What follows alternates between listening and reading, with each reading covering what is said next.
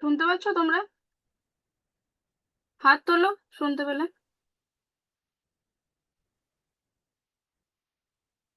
দায়বাসিনী girls high school, বড়াই বালিকা বিদ্যা মন্দির, শুনতে পাচ্ছ? হাত তোলো।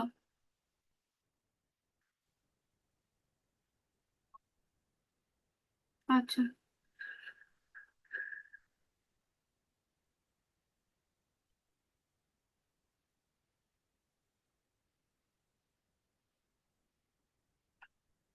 শ্রীরামপুর গার্লস, শুনতে পাচ্ছ তো?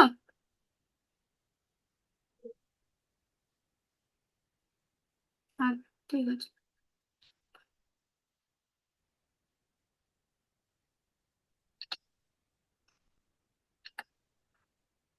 চলো, প্রণাম মন্ত্রগুলো বলো। আমি বলবো, আমার সাথে কিন্তু বলবে, হ্যাঁ, আমার পরে পরে একটু একটু করে। প্রথমে রামকৃষ্ণ দেবের প্রণাম মন্ত্র বলো। স্থাপকায় চ ধর্মস্য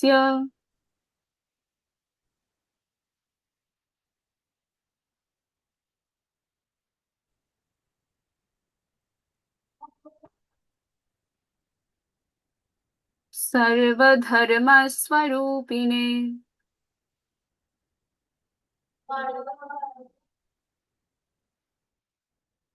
अवतार वरिष्ठाय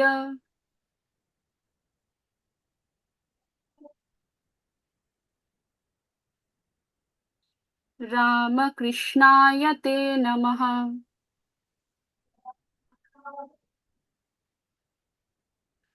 ধর্মের সংস্থাপক, সর্বধর্ম স্বরূপ, অবতার শ্রেষ্ঠ হে রামকৃষ্ণ, তোমাকে নমস্কার।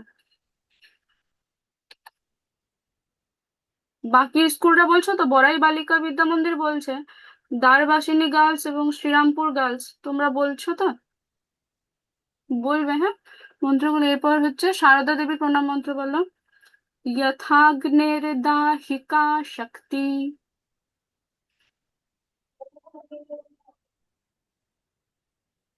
रामकृष्णे स्थिता हिया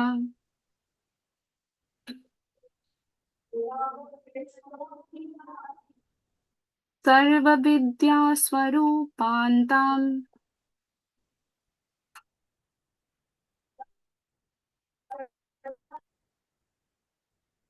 शारदां प्रणमाम्यहम्।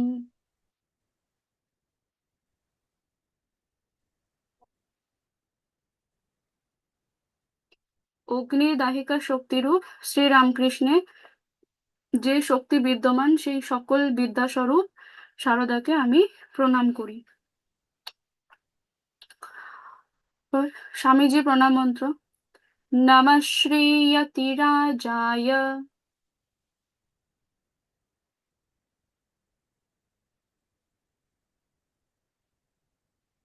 विवेकानंद सूरये सच्चित् सुख स्वरूपाय स्वामिने तापहारिणे শ্রীমান সন্ন্যাসীরাজ সচ্চিদানন্দ স্বরূপ ত্রিতাপহারী সর্বজ্ঞ স্বামী বিবেকানন্দকে নমস্কার।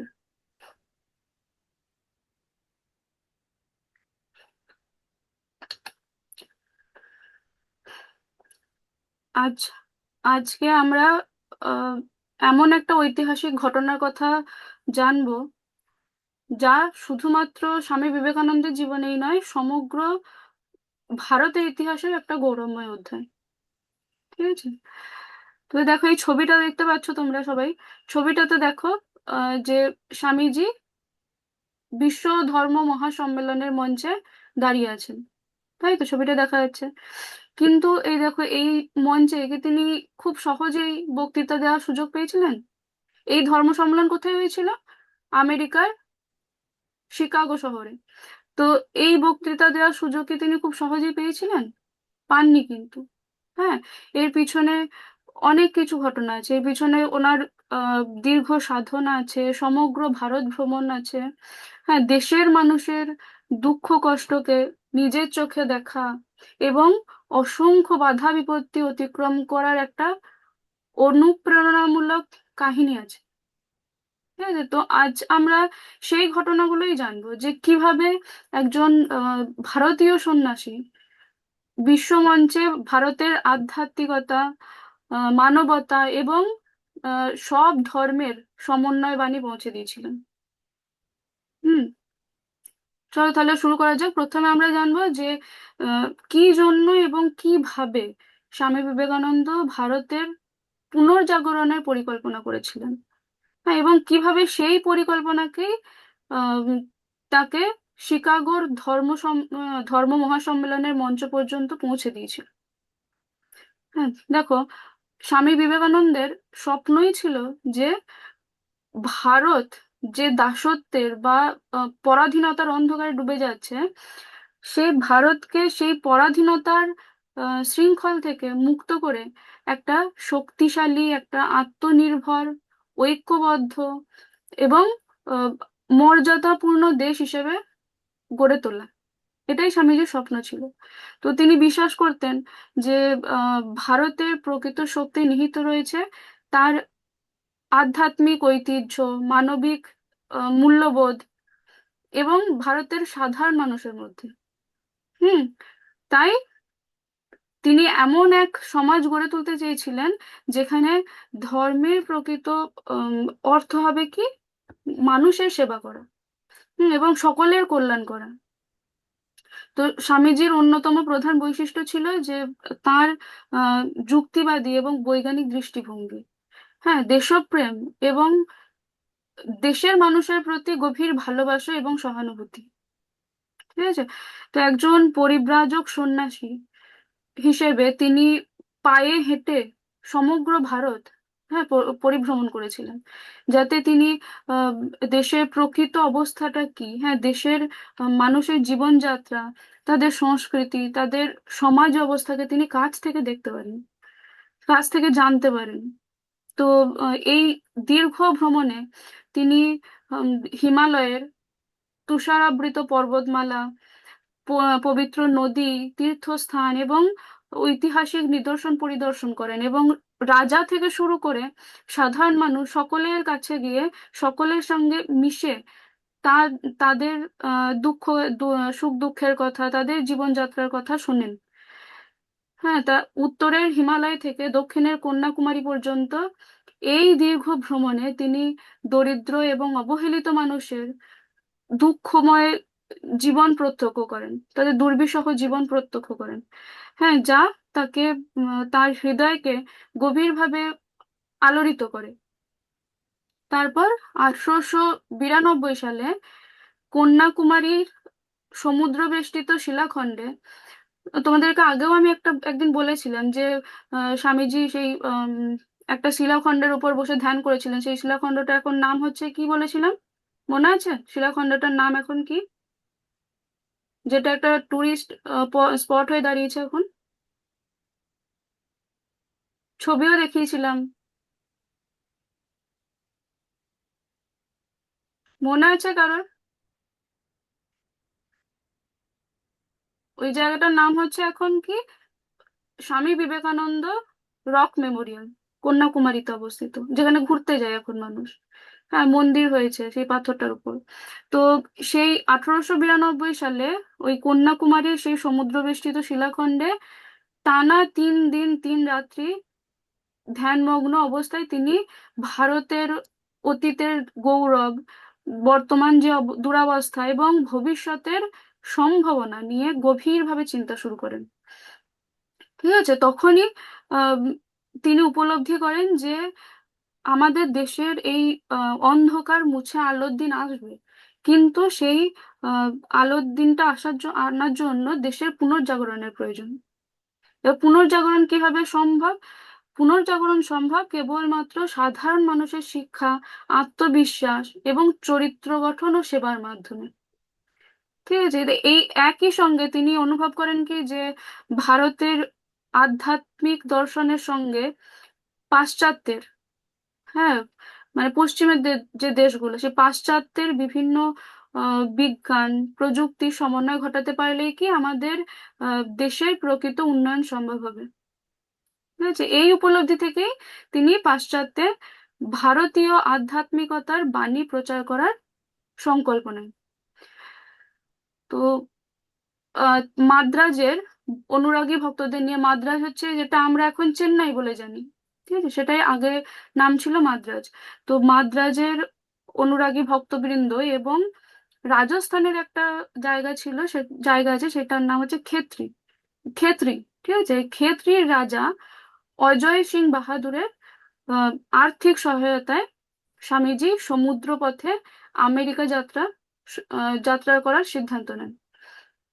তো সেই মতো 1893 সালের 31শে মে তিনি এস পেনিনসুলার নামক একটা জাহাজে করে বোম্বে থেকে, যেটা আমরা এখন মুম্বাই বলে জানি, সেই বোম্বের বন্দর থেকে যাত্রা শুরু করেন। হুম। দিয়ে জলপথে সিংহল, পেনাম, সিঙ্গাপুর, হংকং, জাপান এবং কানাডা হয়ে তিনি আমেরিকায় পৌঁছান। তো এই সমুদ্র যাত্রায় তার সঙ্গে বিশিষ্ট শিল্পপতি জামশেদজি টাটা, নাম শুনেছো সবাই, জামশেদজি টাটার পরিচয় হয়, যেটা পরবর্তীকালে ভারতীয় শিল্প উন্নয়নের ইতিহাসেও একটা তাৎপর্যপূর্ণ ঘটনা হয়ে ওঠে। তো যাই হোক, তা আমেরিকায় পৌঁছে স্বামীজি জানতে পারেন যে বিশ্ব ধর্ম মহাসম্মেলনে অংশগ্রহণের জন্য একটা স্বীকৃত প্রতিষ্ঠানের পরিচয়পত্র প্রয়োজন, ঠিক আছে, যেটা স্বামীজির কাছে কিন্তু সেই সময় ছিল না। তো দিয়ে অর্থাভাব এবং পরিচয়পত্রের অভাবে তিনি খুবই দুশ্চিন্তায় পড়লেন। কিন্তু তারপরই ভাগ্যক্রমে ওই কেমব্রিজ শহরের হার্ভার্ড বিশ্ববিদ্যালয়ের একজন গ্রিক ভাষার অধ্যাপক জন হেনরি রাইট, ঠিক আছে, ওই জন হেনরি রাইটের সঙ্গে ওনার পরিচয় হয়। তো স্বামীজির অসামান্য জ্ঞান, যুক্তিশক্তি এবং আধ্যাত্মিক আহ, চেতনায় মুগ্ধ হয়ে অধ্যাপক রাইট মন্তব্য করেছিলেন যে আপনার কাছে পরিচয়পত্র চাওয়া সূর্যকে তার আলো দেওয়ার অধিকার আছে কিনা তা জিজ্ঞাসা করার মতো। মানে বুঝলে, মানে হচ্ছে যে স্বামীজির জ্ঞান, ব্যক্তিত্ব এবং যোগ্যতা এতটাই অসাধারণ ছিল যে তাকে পরিচয়পত্র দিয়ে প্রমাণ করার কোনো প্রয়োজন ছিল না। হ্যাঁ, যেমন সূর্যকে তার আলো দেওয়ার অধিকার আছে কি না প্রমাণ করতে হয় না, তেমনি হচ্ছে স্বামীজির যোগ্যতাও কোনো পরিচয়পত্রের উপর নির্ভরশীল ছিল না। বুঝলে? তো অধ্যাপক জন হেনরি রাইট এরকম একটা প্রশংসামূলক মন্তব্য করেছিলেন। তো যাই হোক, তো এই অধ্যাপক জন হেনরি রাইট তখন ওই ধর্ম মহাসম্মেলনের সভাপতি যিনি ছিলেন, ডক্টর জন হেনরি ব্যারেজ, ঠিক আছে, তার কাছে সুপারিশপত্র লিখে স্বামীজির ওই ধর্ম সম্মেলনে অংশগ্রহণের ব্যবস্থা করে দেন। তো অবশেষে সমস্ত বাধা অতিক্রম করে 1893 সালের 11ই সেপ্টেম্বর, হ্যাঁ সালগুলো মনে রাখবে, 1893 সালের 11ই সেপ্টেম্বর শিকাগোর আর্ট ইনস্টিটিউটে বিশ্ব ধর্ম মহাসম্মেলনের উদ্বোধনী অধিবেশনে স্বামী বিবেকানন্দ বক্তৃতা দেওয়ার সুযোগ লাভ করেন। ঠিক আছে। তারপর তিনি যখন তার সেই ঐতিহাসিক ভাষণ sisters and brothers of America, আমেরিকার ভাই ও বোনেরা, এই আন্তরিক সম্বোধনের মাধ্যমে তার ভাষণ শুরু করেন, তখন ওখানে উপস্থিত হাজার হাজার শ্রোতা অভূতপূর্ব উচ্ছ্বাসে তাকে দীর্ঘক্ষণ হাততালির মাধ্যমে অভিবাদন জানান। ঠিক আছে। তো আমরা এখন সেই আম, একটা ভিডিওর মাধ্যমে ওই ভাষণটা একটু শুনে নেব। ঠিক আছে, তোমাদেরকে দেখাই ভিডিওটা।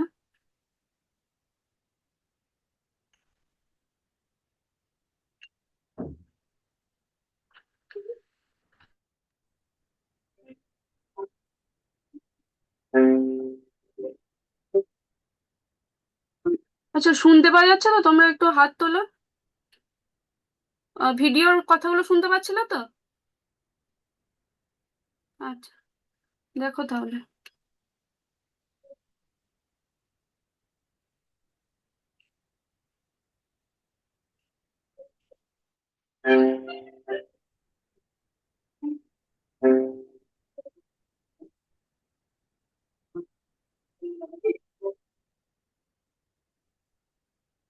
Sisters and brothers of America, it fills my heart with joy unspeakable to rise in response to the warm and cordial welcome which you have given us. I thank you in the name of the most ancient order of monks in the world. I thank you in the name of the mother of religions.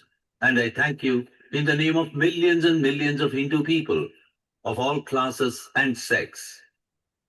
I am proud to belong to a religion which has taught the world both tolerance and universal acceptance. We believe not only in universal toleration, but we accept all religions as true. I am proud to belong to a nation which has sheltered the persecuted and the refugees of all religions and all nations of the earth. I will quote to you, brethren, a few lines from a hymn which I remember to have repeated from my earliest boyhood, which is every day repeated by millions of human beings. As the different streams, having their sources in different places, all mingle their water in the sea, so, O Lord, the different paths which men take through different tendencies, various though they appear, crooked or straight, all lead to thee.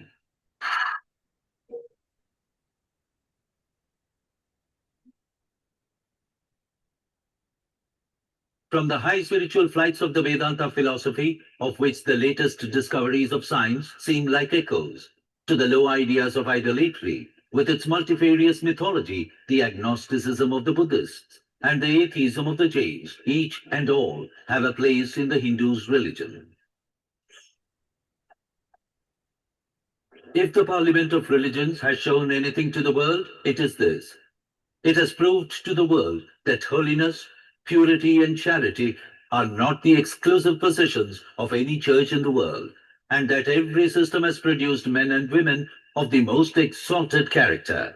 In the face of this evidence, if anybody dreams of the exclusive survival of his own religion and the destruction of the others, I pity him from the bottom of my heart and point out to him that upon the banner of every religion will soon be written, in spite of resistance, help and not fight, assimilation and not destruction, harmony and peace and not dissension. Thus, shaking the West with spiritual ideas and laying there a strong foundation of Vedanta, Swami Vivekananda made a triumphal return to India in 1897. He was welcomed by the whole nation, and wherever he went, multitudes gathered to get one glimpse of their hero. He gave inspiring lectures throughout and roused the nation once again. On reaching Calcutta, he formed an organization in his master's name, Ramakrishna Mission, for the liberation of the self and for the good of the world.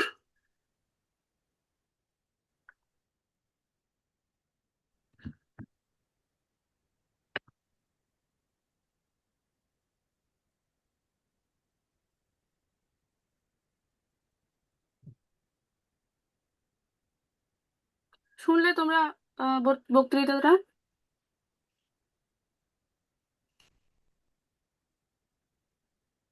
তো এই যে আহ, বক্তৃতাটা স্বামীজি ওখানে দিয়েছিলেন আর বিশ্ব ধর্ম সম্মেলনে, তো সেখানে তিনি ইংলিশে বলেছিলেন, ওইটারই বাংলা হচ্ছে এটা।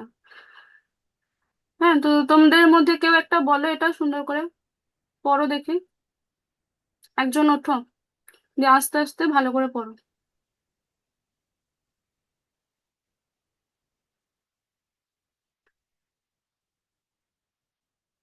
পড়ো কেউ একজন।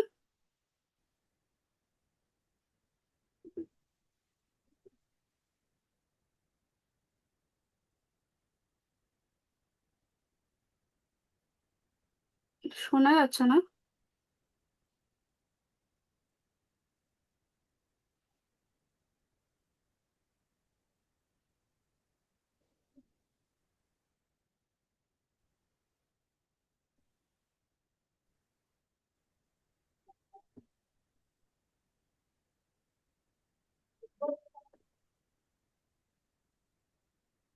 বড়াই বালিকা বিদ্যা মন্দির তোমরা উঠে এসো, কিন্তু আমি তোমাদের কোনো কথা শুনতে পাচ্ছি না।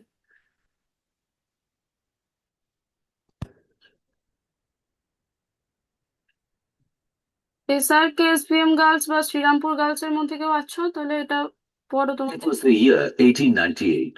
Swamiji was recouping his health at Darjeeling when he received the news of an outbreak of plague in Calcutta. Three-fourths of the population had left the metropolis owing to the plague epidemic. Hearing this news, Swamiji said, "We have to serve them, even though we are required to sell everything. We were only wandering monks living under a tree. We shall stay under a tree." On May the 3rd, the Swami reached Calcutta, although his health was not good. He thought that he might be of help to his people. They were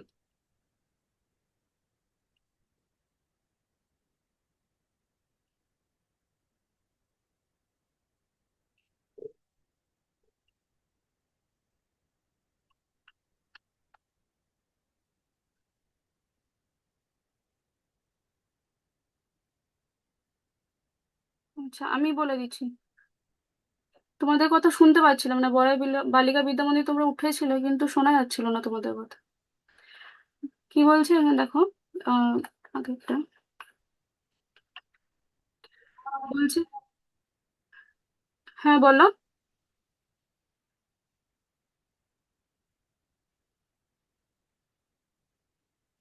কিছু বলছো বড়াই বালিকা বিদ্যা।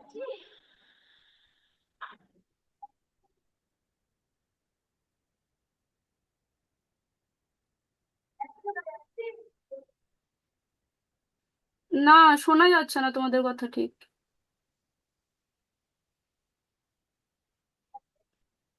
ঠিক আছে, আমি বলে দিচ্ছি, হ্যাঁ। এখানে বলছে, আমেরিকার বোন ও ভাইয়েরা, আপনারা আপনাদের যে উষ্ণ ও আন্তরিক অভ্যর্থনা জানিয়েছেন তার প্রত্যুত্তরে উঠে দাঁড়াতে পেরে আমার হৃদয় অবর্ণনীয় আনন্দে ভরে উঠেছে। আমি বিশ্বের প্রাচীনতম ভিক্ষু সম্প্রদায়ের নামে আপনাদের ধন্যবাদ জানাই। আমি ধর্মজননীর নামে আপনাদের ধন্যবাদ জানাই, এবং আমি সকল শ্রেণী ও সম্প্রদায়ের কোটি কোটি হিন্দু জনগণের মাধ্যমে আপনাদের ধন্যবাদ জানাই। এই মঞ্চের কিছু বক্তাকেও আমার ধন্যবাদ, যারা প্রাচীন থেকে আগত যারা প্রাচ্য থেকে আগত প্রতিনিধিদের কথা উল্লেখ করে আপনাদের বলেছেন যে দূর দূরান্তের এই মানুষেরা বিভিন্ন দেশে সহনশীলতার ধারণা বহন করে নিয়ে যাওয়ার গৌরব দাবি করতেই পারেন। আমি এমন একটি ধর্মের অনুসারী হতে পেরে গর্বিত, যা বিশ্বকে সহনশীলতা ও সর্বজনীন স্বীকৃতি উভয়ই শিখিয়েছে। আমরা কেবল সর্বজনীন সহনশীলতায় বিশ্বাস করি না, বরং আমরা সকল ধর্মকেই সত্য বলে গ্রহণ করি। আমি এমন একটি জাতির অনুসারী হতে পেরে গর্বিত, যা পৃথিবীর সকল ধর্ম ও জাতির নির্যাতিত ও শরণার্থীদের আশ্রয় দিয়েছে। আমি আপনাদের জানাতে পেরে গর্বিত যে আমরা ইসরায়েলিদের যে বিশুদ্ধতম অবশিষ্টাংশকে আমাদের অন্তরে ধারণ করেছি, যারা দক্ষিণ ভারতে এসে আমাদের কাছে আশ্রয় নিয়েছিল ঠিক সেই বছরেই, যে বছরে রোমানদের অত্যাচারে তাদের পবিত্র মন্দিরটি চূর্ণ বিচূর্ণ হয়ে গেছিল। আমি সেই ধর্মের অনুসারী হতে পেরে গর্বিত, যা মহান জরাথুস্ট্রবাদী জাতির অবশিষ্টাংশকে আশ্রয় আশ্রয় দিয়েছে এবং এখনো তাদের লালন পালন করছে। হে ভ্রাতৃবৃন্দ, আমি আপনাদের কাছে একটি স্তোত্রের কয়েকটি পংক্তি উদ্ধৃত করব, যা আমার একেবারে বাল্যকাল থেকেই আবৃত করে আসার কথা মনে পড়ে এবং যা প্রতিদিন লক্ষ লক্ষ মানুষ গেয়ে থাকে। যেমন বিভিন্ন স্থান থেকে উৎসারিত নানা স্রোতধারা সাগরে এসে তাদের জলে মেশে, তেমনি হে প্রভু, মানুষের ভিন্ন ভিন্ন প্রবণতার বশবর্তী হয়ে নেওয়া নানা পথ, যা দেখতে যতই বিচিত্র, আঁকাবাঁকা বা সোজা হোক না কেন, সবই তোমার দিকেই ধাবিত হয়। বর্তমান এই সম্মেলন, যা এ যাবৎকালের অন্যতম শ্রেষ্ঠ সমাবেশ, তা গীতায় প্রচারিত সেই বিস্ময়কর মতবাদেরই এক সমর্থন ও বিশ্ববাসীর কাছে এক ঘোষণা। যেই আমার কাছে আসুক, যে রূপেই আসুক, আমি তার কাছে পৌঁছাই। সকল মানুষই এমন পথে সংগ্রাম করে, যা পরিশেষে আমার দিকেই ধাবিত হয়। সাম্প্রদায়িকতা, গোঁড়ামি এবং তার ভয়ঙ্কর বংশধর ধর্মান্ধতা দীর্ঘকাল ধরে এই সুন্দর পৃথিবীকে গ্রাস করে রেখেছে। তারা পৃথিবীকে হিংসা থেকে পূর্ণ করেছে, বারবার মানব রক্তে সিক্ত করেছে, সভ্যতা ধ্বংস করেছে এবং গোটা জাতিকে হতাশায় নিমজ্জিত করেছে। এই ভয়ঙ্কর দানবগুলো না থাকলে মানব সমাজ এখনকার চেয়ে অনেক বেশি উন্নত হতো। কিন্তু তাদের সময় এসে গেছে এবং আমি আন্তরিকভাবে আশা করি যে এই সম্মেলনের সম্মানে আজ সকালে যে ঘণ্টা বেজেছে তা যেন সকল ধর্মান্ধতা, তরবারি বা কলমের সকল নিপীড়ন এবং একই লক্ষ্যে চলন্ত ব্যক্তিদের মধ্যেকার সকল অকরুণ অনুভূতির মৃত্যু ঘণ্টা হয়। বুঝলে, এটা হচ্ছে বাংলা। স্বামীজি যেটা ভাষণ দিয়েছিলেন শিকাগোতে, সেটার বাংলা হচ্ছে এটা। তো এখানে ওনার এই বক্তৃতাটা শুনে সেখানে উপস্থিত হাজার হাজার শ্রোতা মন্ত্রমুগ্ধ হয়ে পড়েন। ঠিক আছে, তার এই ভাষণে কোনো সাম্প্রদায়িকতা ছিল না, কি ছিল, ধর্মীয় সহনশীলতা ছিল এবং বিশ্বভ্রাতৃত্বের বাণী ছিল। তো ওনার এই ভাষণের পর সকলে দাঁড়িয়ে তাকে সম্মান জানান এবং তিনি আন্তর্জাতিক খ্যাতি লাভ করেন। বুঝলে, তো স্বামীজির এই যে যাত্রা এবং শিকাগো ধর্ম মহাসম্মেলনে তার প্রদত্ত ভাষণ প্রাচ্য এবং পাশ্চাত্যের মধ্যে একটা সেতু বন্ধন তৈরি করেছিল। ঠিক আছে, যা আজও আমাদের বিশ্বের ইতিহাসে অবিস্মরণীয় ঘটনা হিসেবে পরিচিত। হুম। স্বামীজি আধ্যাত্মিক মূল্যবোধের সঙ্গে জীবনযাপন করতে চেয়েছিলেন এবং বিশ্বের একটি শক্তিশালী ভিত্তি গড়ে তুলেছিলেন। যখন আমাদের দেশ নানান সমস্যার সম্মুখীন ছিল, তখন স্বামীজি মানুষের অবস্থা বোঝার জন্য বিভিন্ন স্থানে ভ্রমণ করেছিলেন এবং সমাজের ভারসাম্য এবং জাগরণ আনার চেষ্টা করেছিলেন। তো তিনি আধ্যাত্মিকতা, শিল্প এবং সংস্কৃতি সম্পর্কে অনুপ্রেরণামূলক বক্তৃতা দিয়েছিলেন এবং জাতিকে জাগ্রত করেছিলেন। ঠিক আছে, তারপর তিনি আহ তার গুরু ঠাকুর শ্রী শ্রী রামকৃষ্ণ পরমহংসদেবের কাছে আশীর্বাদ লাভ করেন এবং আত্মার মুক্তি এবং মানব সেবার উদ্দেশ্যে তিনি গুরুর নামে 1897 সালের 1 মে রামকৃষ্ণ মিশন প্রতিষ্ঠা করেন। তাহলে রামকৃষ্ণ মিশনের প্রতিষ্ঠা দিবসটা হতো 1897 সালের 1 মে। ঠিক আছে, ওই দিনকে রামকৃষ্ণ মিশন প্রতিষ্ঠা করেন। পরবর্তীকালে 1909 সালে এই রামকৃষ্ণ মিশনই একটা রেজিস্টার্ড সোসাইটি হিসেবে আইনি স্বীকৃতি লাভ করে। ঠিক আছে, তাহলে আজকে স্বামীজির শিকাগো বক্তৃতাটা আমরা দেখলাম। তো তোমাদের অলরেডি ক্লাসের টাইম হয়ে গেছে, নেক্সট ক্লাসে। আজকে এতটাই থাক।